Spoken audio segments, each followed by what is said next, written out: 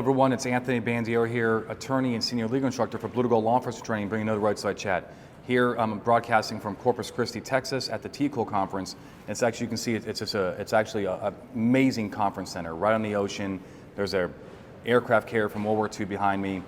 Just fantastic location. And thank you, TCOL, for allowing me to present at your conference. This question comes from an officer in Texas.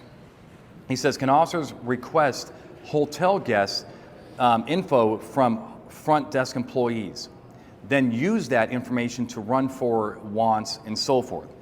And the person goes into details. It's a two-part question. First, can officers request a motel or hotel guest info from the front desk employee, check for fugitives? I ask because there is something I've done this regularly with good success, but I have been told there is a civil case about this issue and I should be maybe cautious. Maybe I'm not allowed to do it.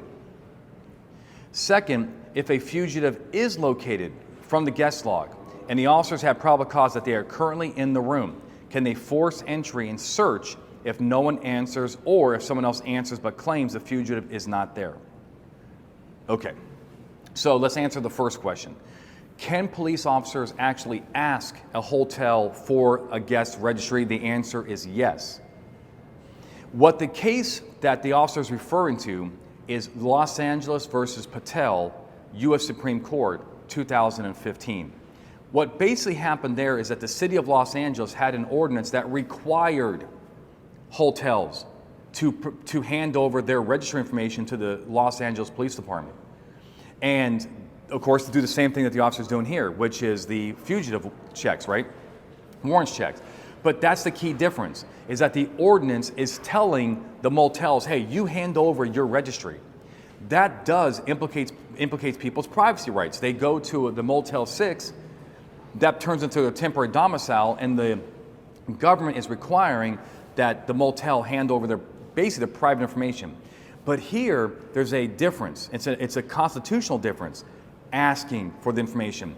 Because the hotel is lawfully in possession of third-party data. In other words, when a person does go to a hotel to rent the room, they are handing over some information to that hotel. Now, what the hotel does with it, there's some latitude there.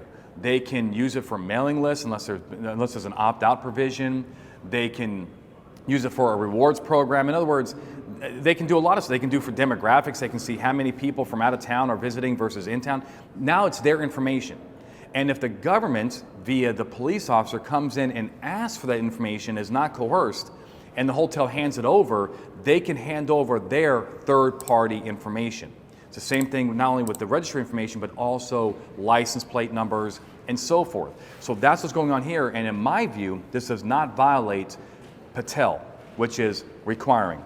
The next question is, all right, now that we have this information and we run it and we have a person who has a fugitive warrant, can we serve at the hotel? Well, let's go to a Supreme Court case called New York versus Payton. It might actually be Payton versus New York, but the point is, what happened there is that law enforcement officers went to Payton's apartment to arrest him for a murder. However, there was no exigency, there was no consent for the cops to enter, and there was no warrant. And the U.S. Supreme Court said the severity of the crime does not permit the entry. But they did say, also in that case, that if cops have an arrest warrant, that satisfies the Fourth Amendment's reasonableness requirement. Because basically the judge is contemplating that they are going to issue an arrest warrant. They're also contemplating that that arrest will occur at that person's domicile. Well, how does that apply to a motel room? Courts have consistently, around this country, held that a hotel, a temporary domicile, right, transit lodging, is also equivalent to that person's home. Therefore, if you have an arrest warrant for that person and you know that they are a guest in that hotel room, then the warrant can be served as if they're actually in their home itself. Does that mean forced entry? Yes, constitutionally. However, don't forget your policy. Your policy may not allow forced entries for misdemeanors, right? Don't forget your state law. Your state law may not allow a forced entry for a misdemeanor at night, unless it has a nighttime endorsement. So I'm not saying that you should do it, but I'm saying that constitutionally, it's permissible as long as you are complying with other requirements, your policy and state statutory requirements. Okay? Now, one little caveat before we go.